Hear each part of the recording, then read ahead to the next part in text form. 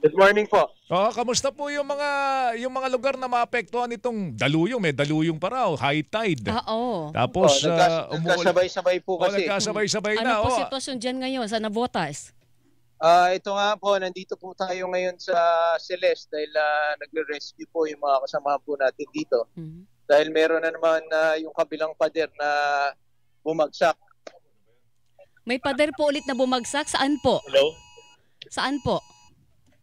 Sige po. Hello, Mayor. Saan? Naririnig namin kayo, Mayor. Naririnig Opo, namin opo. kayo. Opo. Anong pader po itong bumagsak? Dito pa rin sa Celeste, Ito pa rin ba yung dating pader na bumagsak? yung kabila po, yung Ay, yung kabila kabila po. naman. Anak Opo. ng kamote. Ano po oh. ang resulta nun, Mayor? Ano nangyari ngayon matapos po bumagsak yung pader? So ito, lalong bumilis po yung agos ng tubig papasok doon sa kabahayan. Mm-mm. Kaya't nagre-rescue po tayo. So buti na lang po ay natanggal po natin yung mga bahay po katabi ng pader po na yan. Mm-mm. Nung nangyari ngayon, preemptive measure po natin nung nangyari doon sa kabila. At na-sandbag rin po natin. Mhm. Kaya lang sa lakas po ng agos ng tubig, hindi pa po peak ngayon. Mhm. Kasi alas 10:30 pa yung peak ng high tide. Nako. Ilang pamilya po apektado, Mayor, dahil dito sa problemang ito? Well, actually, yung mga kali dito sa District 2, basta high tide, dahil sira nga yung navigational gate, apektado. Kaya lang bumababa yan hapon na. Kaya hapon, clear rin po natin. Except yung tansa, Mhm. dahil doon talaga apektado. Meron ba kayong kinakailangan ilikas na pamilya dyan dahil dito sa Then dito, problema? naglilikas po kami ngayon. Naglilikas kayo? Aha. Opo.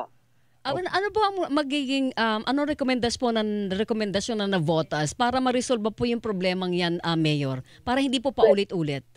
Yun nga, ginawa nga namin, sinulatan po namin yung kumpanya Mhm. para maayos po nila yan dahil may mga butas. At yung butas, tabang hindi pa nagagawa dahil high tide nga po, parating high tide, hindi magawa, ay sinandbag natin at inalis na yung mga bahay sa pader po na yan. Buti na lang po. So pagka humupa po, ang rekomendasyon ninyo, ayusin nila yung pader. Tama ho ba? Opo. May sulat naman po tayo, on record naman po yan. Lahat ng mga delikado ay sinulatan po natin. And Okay. garantisado po gagawin nila. Opo. Wala naman pong problema. Yung pong Ito, navigational gate, ano nang lagay nun ngayon? Hindi pa rin po nakataas kaya talagang apektado po tayo. Ano po ang dahilan bakit hanggang ngayon hindi po yan naaayos? Sa DPWH po yan. Mhm. Hindi po ganun kadali po yon dahil Opo. underwater welding po yun eh. Yes, oo. At hindi po siya pumapasa dun sa mga consultant ng welding po. Pag nag-crack test po sila, hindi Mm-mm. po pumasa.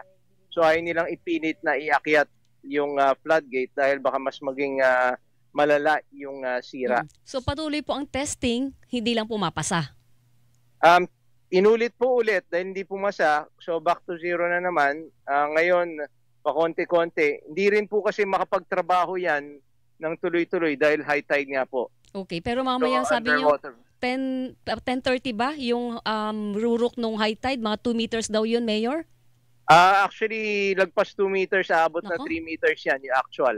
Sa Naloko ngayon, na. Sa ano po natin ay kanina 7:30, minomonitor po natin, 2.5 na po yan. oo. Dahil sa Agos, so baka umabot na 3 meters po yan. Ano pong inaasahan yung taas ng baha ngayon dyan sa Navotas kung pumasok na yung pinakamataas na high tide? Well, mas mataas po yan kaysa kahapon. Kahapon kasi meron hanggang bewang. So baka mas tumaas po. Ako, naloko na. O sige, abangan namin yung mga development. In the meantime, Mayor, hindi na namin kayo pakakabalain dahil Salamat alam ko po. nagre-rescue kayo dyan. Salamat. Ingat po, Aba. Mayor. Thank you. Thank you, si Mayor John Ray Chanco ng Lungsod ng Navotas.